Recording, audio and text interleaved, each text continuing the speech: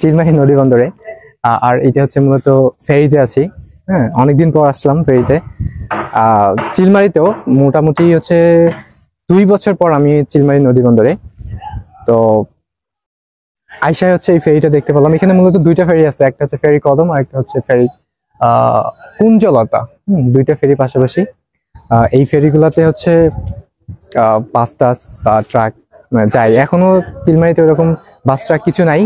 হ্যাঁ, বা ইন ফিউচারে হয়তো বা আরো কিছু হবে, বাস ট্রাক এই দিক দিয়ে চলাচল করবে বা এই ফেরির মাধ্যমে হচ্ছে পারাপার করা হবে। এই হচ্ছে ফেরি, এগুলো অনেক হেভি। হ্যাঁ, এই হচ্ছে ফেরি।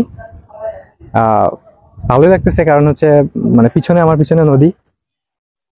আর শুনলাম এখন নাকি এদের হচ্ছে এই কোম্পানির নাকি চেয়ারম্যান আসবে এখানে।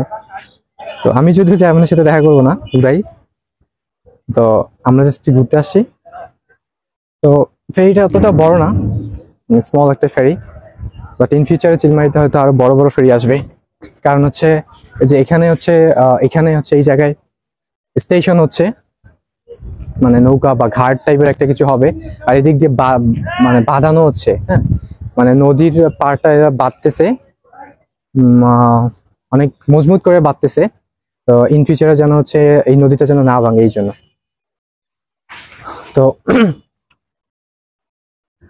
এটা হচ্ছে আমি মূলত এটাতে এখন হচ্ছে ফেরি কুঞ্জলতা। হ্যাঁ, ফেরি কুঞ্জলতা। এটা হচ্ছে ফেরি কুঞ্জলতা। আর এই যে আমার পাশে হচ্ছে নদী, চিলমারি নদী বন্দর যেটা। এই যে এটা হচ্ছে চিলমারি নদী বন্দর। হ্যাঁ, অনেক রোদ, বাট ঘুরতে বেরিয়েছি তো। বাসা সারাদিন বসে থাকি, তো বসে থাকার থেকে ঘোরা ভালো। আর অ্যাট লাস্ট আমার হচ্ছে পেজটা সবাই ফলো করবেন। Thank you for watching this video.